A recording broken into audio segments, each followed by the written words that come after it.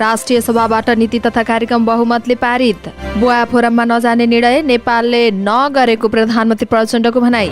गैर भुटानी शरणार्थीलाई अमेरिका पठाउने कुरा सोच्न पनि आफूले नसक्ने पूर्व गृहमन्त्री बालकृष्ण खाँडको बयान। कीर्तिमानी आरोही हरिलाई राष्ट्रपति पौडेलको बधाई।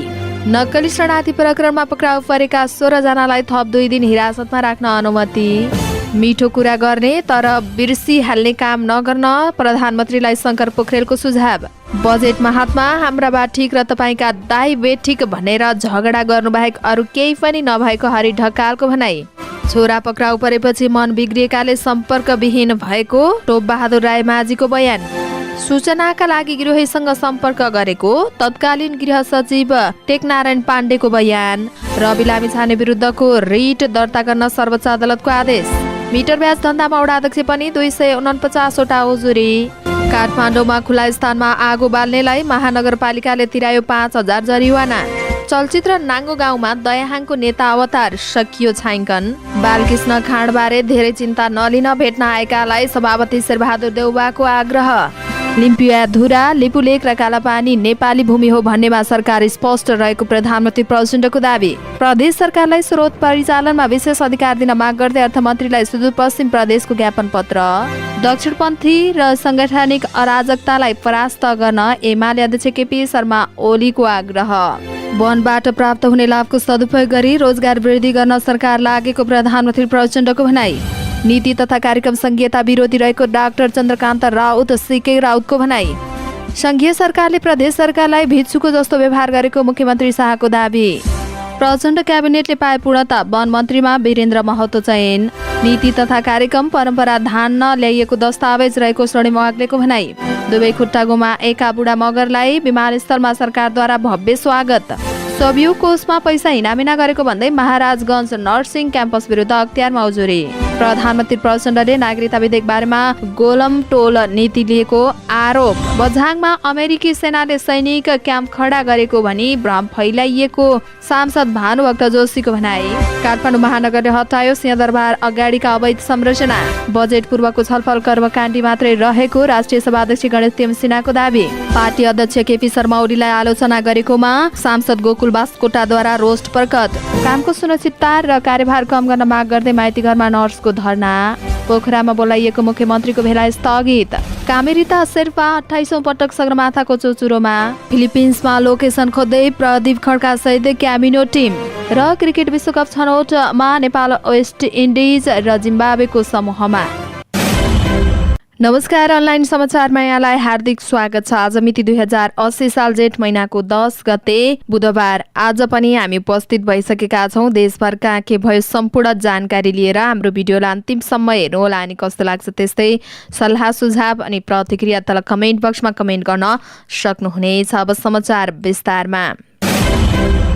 राष्ट्रिय सभाको बैठकले सरकारको आर्थिक वर्ष 80-81 को नीति तथा कार्यक्रम पारित गरेको छ। मंगलबार बसेको राष्ट्रिय सभा बैठकबाट सरकारको आर्थिक वर्ष 80-81 को नीति तथा कार्यक्रम पारित भएको हो। जेठ 5 गते राष्ट्रपति रामचन्द्र पौडेलले संघीय संसदको संयुक्त बैठकमा सरकारको नीति तथा कार्यक्रम प्रस्तुत गर्नुभएको थियो, जसलाई राष्ट्रिय सभाको मंगलबारको बैठकले बहुमतले पारित गरेको हो। नीति तथा कार्यक्रम पारित गर्नु पूर्व प्रधानमन्त्री पुष्पकमल दाहाल प्रचण्डले नीति तथा कार्यक्रममा सांसदले उठाएको प्रश्नको जवाब दिनुभएको थियो। साथै राष्ट्रिय सभा अध्यक्ष गणेश प्रसाद तिमसिनाले नीति तथा कार्यक्रममा सम्बोधन हाल्ने सांसदलाई आफ्नो संशोधन प्रस्ताव फिर्ता लिन आग्रह गर्नुभएको थियो। राष्ट्रिय सभाको अर्को बैठक जेठ 14 गते 1:01 का लागि बोलाइएको छ। प्रधानमन्त्री पुष्पकमल दाहालले चीनमा भएको बोआओ फोरममा नजाने निर्णय नेपालले नगरेको स्पष्ट पार्नु भएको छ। मंगलबार राष्ट्रिय सभाको बैठकमा राष्ट्रिय सभा सांसदहरूले उठाएको प्रश्नको जवाब दिने क्रममा प्रधानमन्त्री दाहालले यस्तो बताउनु भएको हो। उहाँले चीनमा भएको बोआओ फोरममा चीनिया दूतावासले नै देशको अप्ठ्यारो परिस्थितिलाई देखेर अर्को समयमा चीन भ्रमण राख्ने भनेपछि आफूले धन्यवाद दिएको बताउनु भयो। उहाँले समय परिस्थिति अनुसार छिमेकी देशहरूको भ्रमण गर्नुपर्ने बताउनु भयो। प्रधानमन्त्री दाहालले भूगोल, अर्थतन्त्र, खुला सिमाना, जनसम्बन्धका दृष्टिकोणबाट भारतको महत्त्व र विशिष्टता बढिरहेको स्पष्ट पार्नुभयो। पूर्व गृहमन्त्री बालकृष्ण खानले गैर भुटानी शरणार्थीहरूलाई भुटानी शरणार्थी बनाएर अमेरिका पठाउने कार्य ठिक नभएको र आफूले सो कार्य सोच्न पनि नसक्ने बताउनु भएको छ। अधिकार प्राप्त अधिकारी समक्ष गरेको बयान कागजातमा खानले भुटानी शरणार्थीको नाममा नेपालीलाई मिसाई भुटानी शरणार्थी बनाई तेस्रो देश पठाइदिन्छु भन्दै रकम लिएको भन्ने आरोपमा आफ्नो संलग्नता नरहेको बताउनु भएको हो। बयानमा खानले भन्नुभयो, भुटानी शरणार्थीको नाममा नेपालीलाई मिसाई भुटानी शरणार्थी बनाएर तेस्रो देश पठाइदिन्छौ भने रकम लिएको भन्ने आरोपमा मेरो संलग्नता छैन। मेरो मोबाइल फ्याक्ट्री रिसेट कसरी भयो मलाई त्यो पनि थाहा छैन। म गृहमन्त्रीको ओहदाको व्यक्ति हुँदा, म गृहमन्त्रीको ओहदामा हुँदा तथा मन्त्रीको ओहदामा नहुँदा समेत नेपालको छवि उच्च राख्ने काम गरेको छु।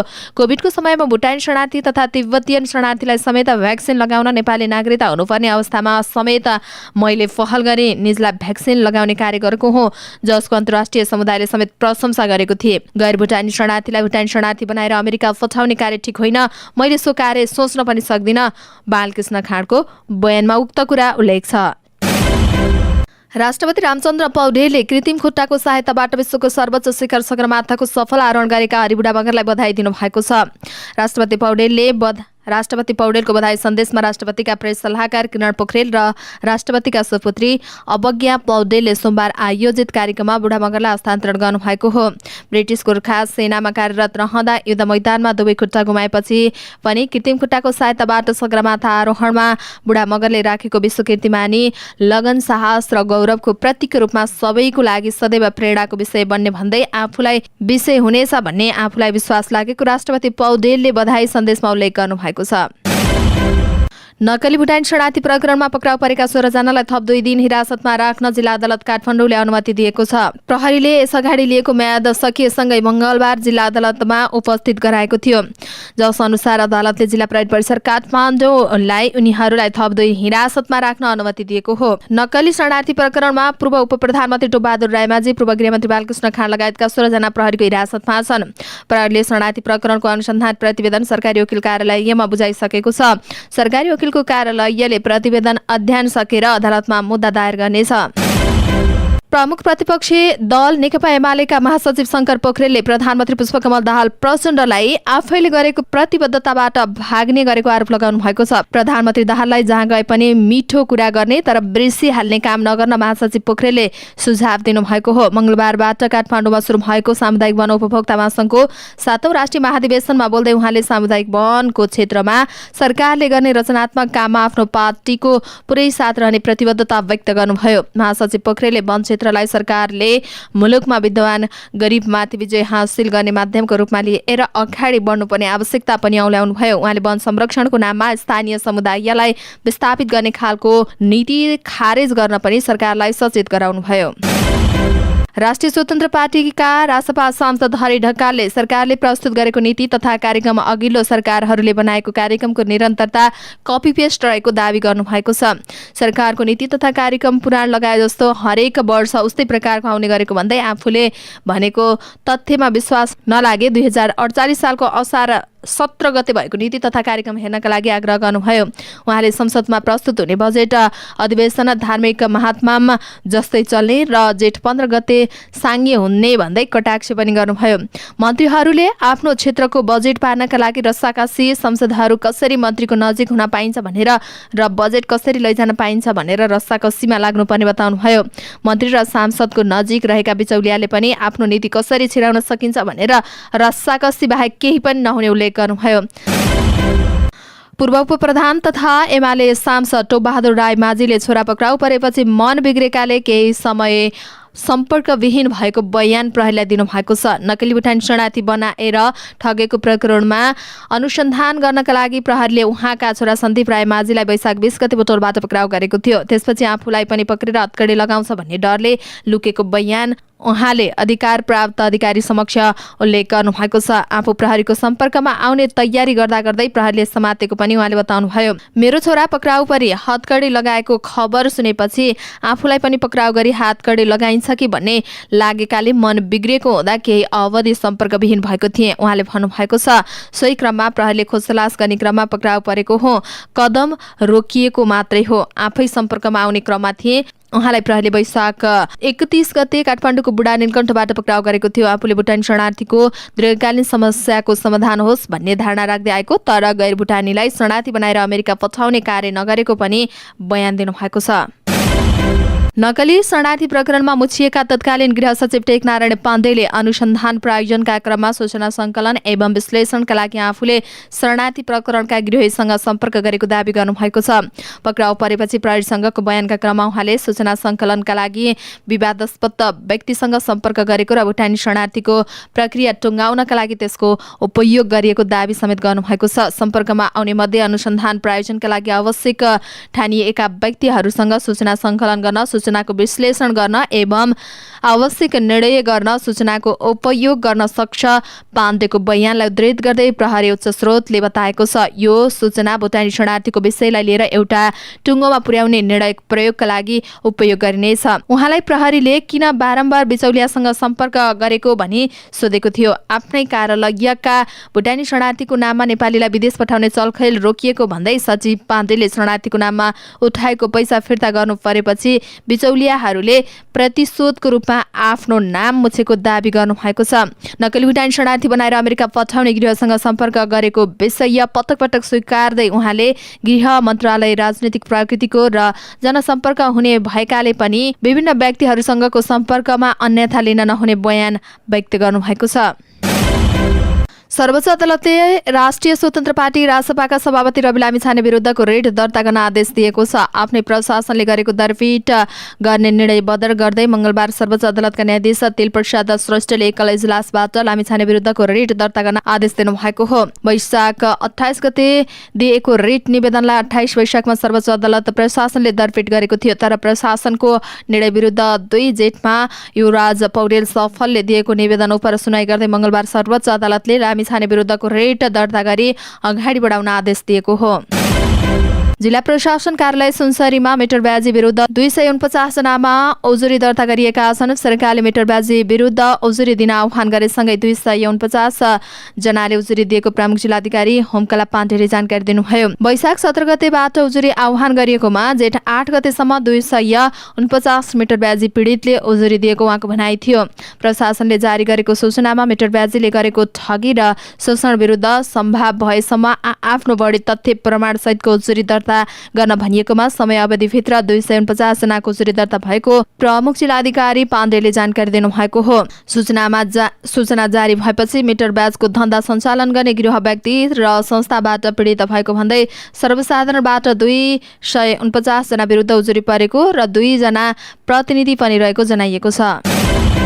काठमाडौँ महानगरपालिकाले खुला स्थानमा आगो बाल्नेलाई 5,000 रुपियाँ जरिवाना तिराएको छ। महानगरपालिकाले मंगलबार वडा नम्बर 9 स्थित खुला स्थानमा आगो बालेर वातावरण प्रदूषण गर्ने सञ्जीव राउतलाई जरिवाना तिराएको हो। महानगरले खुला स्थानमा आगो बाल्ने लगायतका वातावरण प्रदूषण गर्ने काम नगर्न सचेत गराउँदै आएको छ भने अटेरी गर्नेमाथि जरिवाना गर्दै आएको छ। दिपेन्द्र लामाको लेखन तथा निर्देशनमा तयार भएको फिल्म नाङ्गो गाउँको छायाङ्कन सकिएको छ। फिल्मको छायाङ्कन काभ्रेको बेथान्चोक गाउँपालिकाका विभिन्न क्षेत्रमा गरिएको थियो।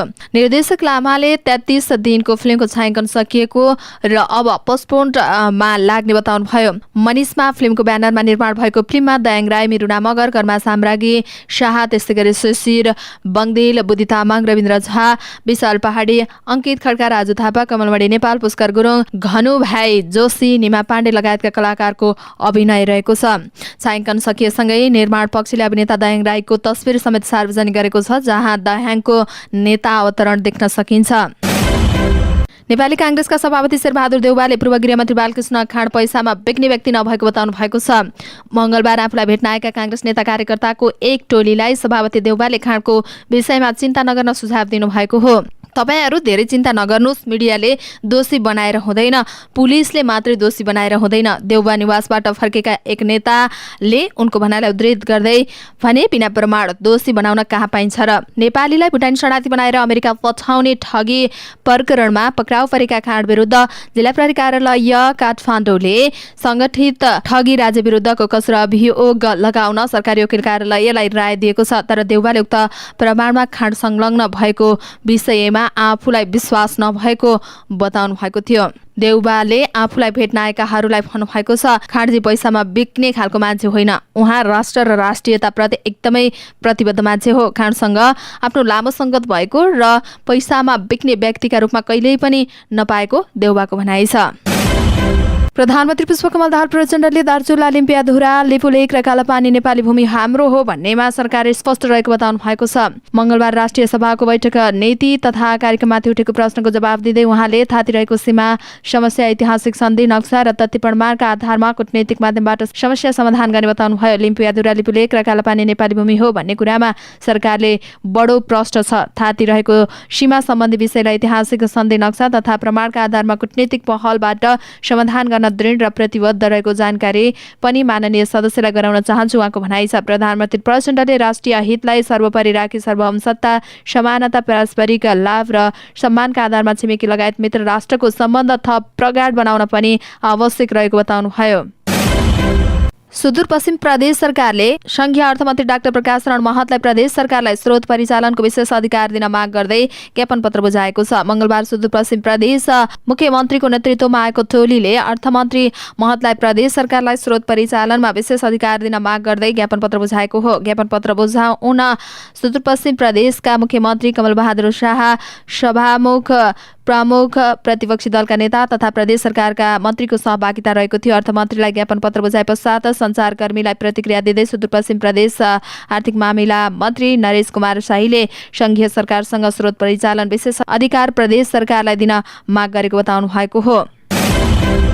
नेकपा एमालेका अध्यक्ष केपी शर्मा ओलीले दक्षिणपन्थी र सांगठनिक अराजकतालाई परास्त गर्नुपर्ने बताउनु भएको छ। काठमाडौँमा आयोजित कार्यक्रममा बोल्दै ओलीले पार्टीले अँगालेको जनता बहुदलीय जनवाद जबजमा सबै नेता कार्यकर्ता लामबद्ध हुनुपर्ने बताउनु भएको हो। दक्षिणपन्थी अराजकतावादी र सांगठनिक अराजकतालाई परास्त गर्दै जनताको बहुदलीय जनवादको मार्गदर्शनमा समाजमा आधार निर्माण गर्नेछ। यो गर्न सजिलो छैन, यो पूरा गर्नुपर्छ। ओलीले भन्नुभयो, सैद्धान्तिक प्रस्तावलाई जटिल होइन, जनबोलीमा सहज ढङ्गले समृद्ध नेपाल सुखी नेपालीको नारा ल्याएका हौ।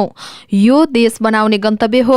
हाम्रो पार्टी सबै तहका संगठन र कार्यकर्ताहरू लामबद्ध बनाउनु पर्नेछ। पार्टीका नेताले पदले नभइकन क्षमताले हुने पनि उहाँको भनाइरहेको छ। भोटा फटाएको भरमा नेता नहुने भन्दै उहाँले क्षमताले नेता हुने बताउनुभयो। क्षमताले नेता हुन सबैले साबित गर्नुपर्ने ओलीको भनाइ छ।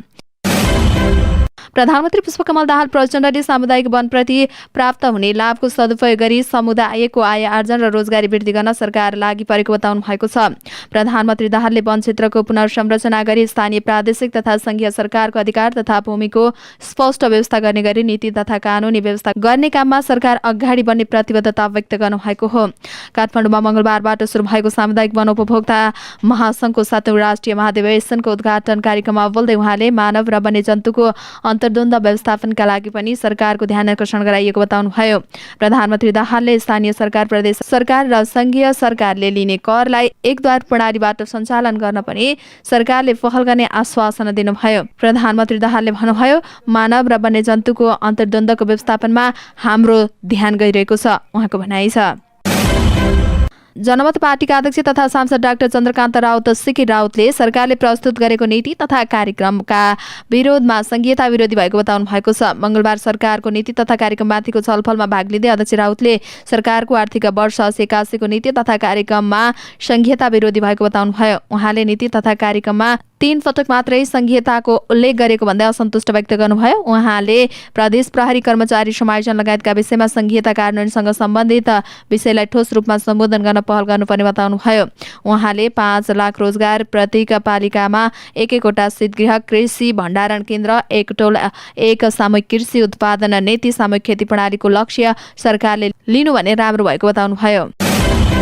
सुदूरपश्चिम प्रदेशका मुख्यमन्त्री कमल बहादुर शाहीले संघीय सरकारले प्रदेश सरकारलाई भिक्षुकको व्यवहार गरेको आरोप लगाउनु भएको छ। मंगलबार अर्थमन्त्रीसँगको भेटपछि सञ्चारकर्मीसँग कुरा गर्दै मुख्यमन्त्री शाहीले संघीय सरकारदाता र प्रदेश सरकार भिक्षुकको जस्तो व्यवहार देखेको आरोप लगाउनु भएको हो।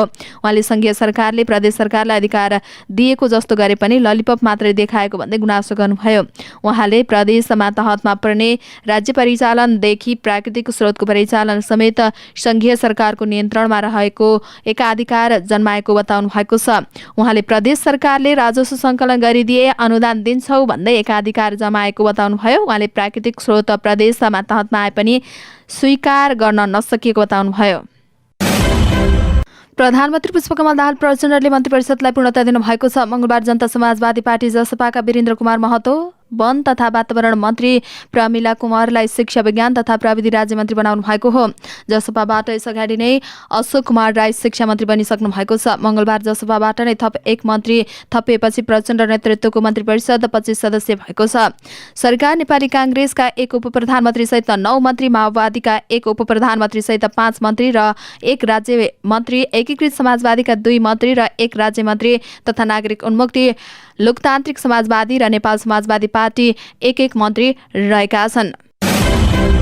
स्वतन्त्र पार्टीका सांसद स्वर्णिम वाग्लेले सरकारले प्रस्तुत गरेको आर्थिक वर्ष 80-81 को नीति तथा कार्यक्रम परम्परा धान्नको लागि ल्याइएको दस्तावेज भएको बताउनु भएको छ। मंगलबार प्रतिनिधि सभाको बैठकमा नीति तथा कार्यक्रममाथिको छलफलमा भाग लिँदै सांसद वाग्लेले नीति तथा कार्यक्रम परम्परा धान्नको लागि ल्याएको दस्तावेज भएको बताउनुभयो। उहाँले नीति तथा कार्यक्रम केवल कर्मकाण्डमा मात्रै अल्मलिएको टिप्पणी गर्नुभयो। उहाँले नवीनता, ऊर्जा, प्रेरणा र महत्वाकांक्षाको कमिसन उभिएर नीति तथा कार्यक्रम अझै राम्रो ल्याउन सकिने उल्लेख गर्नुभयो। गुडासम्म 2 खुट्टा गुमाएका हरि बुढा मगरलाई सरकारले भव्य स्वागत गरेको छ। सगरमाथा आरोहणपछि मंगलबार काठमाडौँमा आउनुभएका मगरलाई संस्कृति पर्यटन तथा नागरिक उड्डयन मन्त्री सुदन किराँतीले त्रिभुवन विमानस्थलमै पुगेर भव्य स्वागत गर्नुभएको हो। साथै उहाँलाई मगर समुदायले झाँकीसहित स्वागत गरेको थियो। भूतपूर्व गोर्खा सैनिकमा समेत रहेका मगरले जेठ 5 गते दिउँसो सर्वोच्च शिखर सगरमाथाको सफल आरोहण गर्नुभएको थियो। यो सँगै उहाँ घुँडामाथिको खुट्टा गुमाएर सगरमाथा आरोहण गर्ने पहिलो आरोही समेत बन्नुभएको छ। उहाँले कृत्रिम खुट्टाको सहायताबाट सफल आरोहण गर्नुभएको हो। विमानस्थलमा सञ्चारकर्मीसँग कुरा गर्दै संस्कृति पर्यटन तथा नागरिक उड्डयन मन्त्री सुदन किराँतीले बुढा मगरलाई सम्बोधन गर्न कुनै पनि शब्द नरहेको बताउनुभयो। उहाँले गरेको कामको साथमा सरकार सदैव रहेको उल्लेख गर्दै बुढा मगरले विश्वलाई नै नयाँ सन्देश दिनुभएको बताउनुभयो। सोभियुको कोषको पैसा हिनामिना गरेको भन्दै महाराजगञ्ज नर्सिङ क्याम्पस विरुद्ध अख्तियारमा उजुरी परेको छ। निराशुका अध्यक्ष समी कुमार बड्यालले क्याम्पस प्रमुख प्राध्यापक मुना राणाले 2075 सालदेखि कोषमा रहेको 11,74,000 रुपियाँ हिनामिना गरेको भन्दै उहाँमाथि कारबाहीको माग गर्नुभएको हो। अख्तियारमा दर्ता भएको उजुरीमा सोभियुको कोषको पैसा र पाठ्यक्रम विकास कोषको पैसा हिनामिना गरेको भन्दै उजुरीमाथि छानबिन गर्न माग गरिएको छ। यस विषयमा चिकित्सा शास्त्र अध्ययन संस्थानले समेत छानबिन गरेको थियो। छानबिनको क्रममा उक्त पैसा दराजको गर्रामा राखेको र उक्त पैसा कोषको खातामा जम्मा गरिसकेको प्रतिवेदन पेश गरिएको थियो। जनता समाजवादी पार्टी जसपाकी सांसद मन्जु शर्मा अन्सारीले प्रधानमन्त्री पुष्पकमल दाहाल प्रचण्डले नागरिकता विधेयक बारेमा गोमलटोल नीति लिएको आरोप लगाउनु भएको छ। मंगलबार प्रतिनिधि सभाको बैठकमा शून्य समयमा बोल्दै उहाँले यस्तो टिप्पणी गर्नुभएको हो। अस्ति प्रधानमन्त्रीको जवाफ बोली जुन सुनियो त्यसमा गोलमटोल जस्तो लाग्यो। नागरिकता विधेयकको विषयमा उहाँले भन्नुभयो, नागरिकता बिना गोडा समेत सार्न अप्ठ्यारो हुन्छ भन्ने अवस्था रहेको भन्दै उहाँले सरकारको ध्यान आकर्षण गराउनु भएको हो। नेपालमा जन्मिएर पनि नागरिक हुन नसकेको नपाएको भन्दै उहाँले प्रश्न गर्नुभयो, कस्तो विडम्बना हो यो देशमा। जतिसक्दो छिटो नागरिकता विधेयक ल्याउन र जन्मका आधारमा नागरिकता लिएका सन्तानलाई नागरिकता दिलाउनु पर्ने उहाँको माग छ। प्रतिनिधि सभा सदस्य भानुभक्त जोशीले बझाङमा अमेरिकी सेनाले सैनिक क्याम्प खडा गरेको भनी भ्रम फैल्याएको भन्दै भ्रम फैलाउने प्रति छानबिन गर्न सरकारसँग माग गर्नुभएको छ। प्रतिनिधि सभाको मंगलबारको बैठकमा शून्य समयमा बोल्दै प्रतिनिधि सभा सदस्य जोशीले आफूलाई राजनैतिक विश्लेषक बताउने भरत दल्लालले भिडियो बनाएर बझाङमा अमेरिकी सेनाले क्याम्प खडा गरेको भनी भ्रम फैलाएकोले छानबिन गर्न सरकारसँग माग गर्नुभएको हो। उहाँले बझाङमा कसैले पनि सैनिक क्याम्प खडा नगरेको स्पष्ट पार्नुभयो। काठमाडौँ महानगरपालिकाले सिंहदरबार अगाडि रहेका अवैध संरचना र व्यवस्थित रूपमा फैलिएका फोहोर मैला हटाएको छ। राष्ट्रिय वाणिज्य बैंकदेखि नेपाल टेलिकम केन्द्रीय कार्यालय अर्पोरको अवैध संरचना तथा अव्यवस्थित फोहोर मैला हटाएको हो। महानगरी प्रहरी प्रमुख राजुनाथ पाण्डेले 3 दिन अगाडिबाट नै भवन वरिपरिका अव्यवस्थित फोहोर मैला हटाउनका लागि माइकिङ गरेको र मंगलबार महानगरले विशेष सरसफाई अभियान सञ्चालन गरेको जानकारी दिनुभएको हो। सिंहदरबार अगाडि अवैध सञ्चालनमा रहेका अव्यवस्थित फोहोर मैला हटाएका छौं। आफ्नो घर कार्यालय अगाडि सरसफाई गरिदिनु हुनका लागि महानगरले अनुरोध गर्दै आएको छ। महानगरलाई स्वच्छ सफा बनाउन सम्पूर्ण व्यक्ति जिम्मेवार हुनुपर्छ उहाँले भन्नुभयो। सरकारी कार्यालयको अगाडि अवैध संरचना तथा व्यवस्थित फोहोर मैला राखेकोमा जरिवाना गर्नुपर्ने विषयमा छलफल भएको पनि उहाँले बताउनुभयो। राष्ट्रिय सभा अध्यक्ष गणेश प्रसाद तिमसिनाले सरकारको नीति तथा कार्यक्रममाथि संघीय संसदमा हुने छलफल पनि कर्मकाण्ड भनेको टिप्पणी गर्नुभएको छ। तिमसिनाले बजेट लेखिसकेपछि प्री बजेटको नाममा हुने छलफलको कुनै औचित्य नरहेको र त्यसले मुलुकको समस्या समाधानका लागि बाटो दिन नसक्ने दावी गर्नुभएको हो। काठमाडौँमा मंगलबार स्पिकर फोरम र एमसीडीएसको संयुक्त आयोजनामा भएको जलवायु परिवर्तन सम्बन्धी नीतिगत बहसलाई सम्बोधन गर्दै तिमसिनाले ऐन कानुनको प्रभावकारी कार्यान्वयन हुन नसकेको बताउनुभयो। उहाँले भन्नुभयो, मुख्य समस्या भनेको ऐन कार्यान्वयन नै हो। ऐन बनेको छन्, बनाउँदै जाने हो। कार्यान्वयनमा जाँदा के आवश्यक छ त्यही आधारमा बन्दै जाने हो। कार्यान्वयनमा नजाँदा त भएका ऐन पनि कार्यान्वयन हुँदैनन् र अरू आवश्यकताको महसुस पनि हुँदैन। ऐन नीति कार्यान्वयन गर्नका लागि बजेट नभई केही पनि हुँदैन। बजेट माग भएकोलाई मात्रै हेर्यो भने जलवायु परिवर्तन दिगो विकास लक्ष्य प्राप्तिका लागि कति माग भएको छ, माग्नेले कति मागेका छन् र दिनेले कति दिएका छन्, ती योजनाहरूमा उल्लेख गर्नुपर्छ, उहाँको भनाइ छ। नेकपा एमालेका सांसद गोकुल बास्कोटाले सत्तारूढ सांसदहरूले आफ्नो पार्टीका अध्यक्ष केपी शर्मा ओलीको आलोचना गरेकोमा रोष प्रकट गर्नुभएको छ। एमाले अध्यक्ष ओलीले गत आइतबार संघीय संसदमा सरकारको नीति तथा कार्यक्रममाथि छलफलमा भाग लिँदै 1 घण्टा 52 मिनट लामो मन्तव्य दिनुभएको थियो। ओलीको मन्तव्यको पक्ष र विपक्षमा संसदबीच फरक धारणा आइरहेको छ। सोमबार माओवादी केन्द्रका सांसद माधव सापकोटाले एमाले अध्यक्ष ओली संसदमा हेडमास्टर शैलीमा प्रस्तुत भएको टिप्पणी गर्नुभएको थियो। मंगलबार प्रतिनिधि सभा बैठकमा बोल्दै एमाले सांसद बास्कोटाले आफ्नो पार्टीका अध्यक्ष ओलीको तेजबोध नगर्न सत्तारूढ सांसदलाई चेतावनी दिनुभयो। बरु ओलीको सम्बोधनबाट सिकेर अगाडि बढ्न सुझाव दिनुभएको छ। ओलीलाई हेडमास्टर भन्ने प्रति आपत्ति जनाउँदै बास्कोटाले हेडमास्टरको उपाधि नपुग्ने जवाब दिनुभयो। हेडमास्टर भन्नुभयो, हामी आक्रोशित छैनौं। उहाँ भन्नुहुन्छ, नेकपा एमालेले लोकतन्त्रको, राष्ट्रिय स्वाधीनताको, सामाजिक न्यायको परिवर्तनलाई पुनर्जागरण र राष्ट्रिय आत्मविश्वास निर्णयको विश्वविद्यालय हो। त्यसैले तपाईहरूले दिएको उपलब्धि हामीलाई पुग्दैन, उहाँको भनाइ छ। अस्पतालमा कामको सुरक्षितता र कार्यभार कम गर्न माग गर्दै नर्सले धरना दिएका छन्। मंगलबार काठमाडौँको माइतघर मण्डलामा विभिन्न अस्पतालमा कार्यरत नर्सहरूले अस्पतालमा गर्नुपर्ने कामको सुनिश्चितता र कार्यभार कम गर्न माग गर्दै सोमबारबाट शान्तिपूर्ण रूपमा धरनामा बसेका हुन्। उनीहरू मंगलबार पनि कार्यक्रमलाई जारी राखेका छन्। उनीहरूले न्यून तलबमा क्षमताभन्दा बढी बिरामीहरूको हेरचाह गर्न समेत कामको मूल्याङ्कन गर्नुपर्ने माग राखेका छन्। धरनामा सहभागी नर्स दिपा गिरीले सरकारले नर्सहरूको कार्यभार कम गरी कामको निश्चित सीमा कायम गर्नुपर्नेमा प्रमुख माग रहेको बताउनुभयो। उहाँले तलब क्षमता भन्दा पनि बाहिर रहेर बढी बिरामीको हेरचाह गर्नु परेपछि कामको मूल्याङ्कन हुन छाडेको बताउनुभयो। उहाँले पछिल्लो समय नर्सहरू सुरक्षित रूपमा काम गर्ने वातावरण नभएको भन्दै सामाजिक सञ्जालमा नर्सहरूमाथि हुने टीका टिप्पणी रोक्नुपर्ने बताउनुभयो।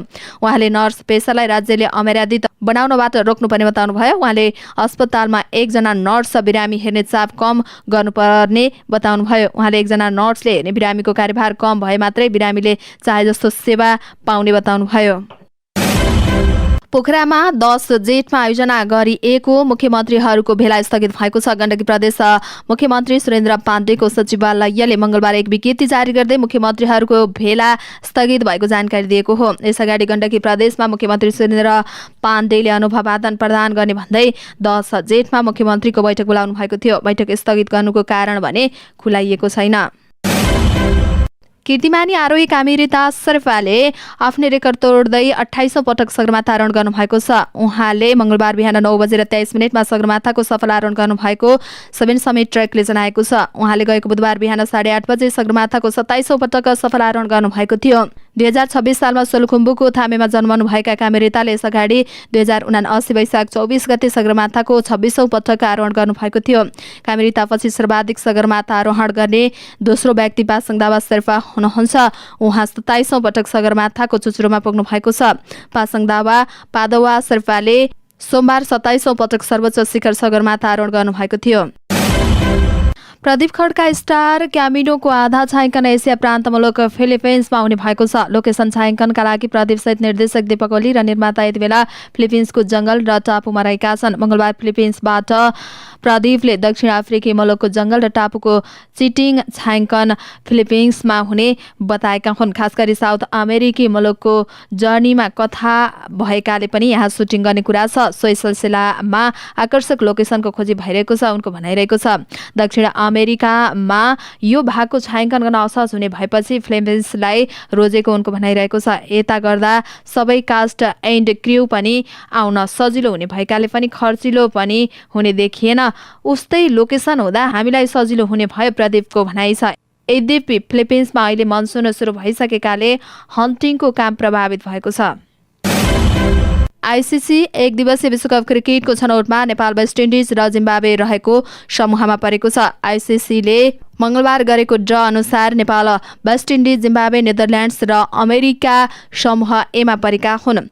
समूह बीमा भने श्रीलङ्का, आयरल्यान्ड, स्कटल्यान्ड, ओमान र युए रहेका छन्। छनौट प्रतियोगिता आगामी जुन जुलाईमा जिम्बाब्वेमा हुँदैछ। लीग चरणको खेलपछि दुवै समूहका शीर्ष 3 टोलीले सुपर 6मा प्रवेश गर्नेछन्। सुपर 6मा पर्ने टिमले एक अर्का विरुद्ध खेलेपछि शीर्ष 2 टिम प्रतियोगिताको लागि छनौटमा पुग्दै आउँदो वर्ष भारतमा हुने विश्वकपमा छनौट हुनेछन्।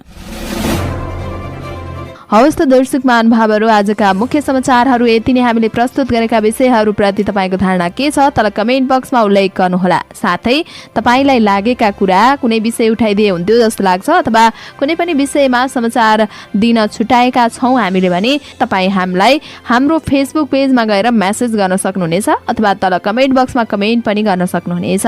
तपाईँको कमेन्टले हामीलाई काम गर्नका लागि अझै ठुलो ऊर्जा दिनेछ। हाम्रो मेहनतको लागि एउटा सानो लाइक र कमेन्ट अवश्य गर्नुहोला। अनि च्यानललाई सब्स्क्राइब गर्नुभएको छैन भने सब्स्क्राइब, अल नोटिफिकेसन अन पनि गर्नुहोला। हामी पलपलको न्युज अपडेटका साथ फेरि आउने नै छौँ। त्यतिन्जेलसम्मको लागि तपाईँको हरेक पल शुभ रहोस्। नमस्कार।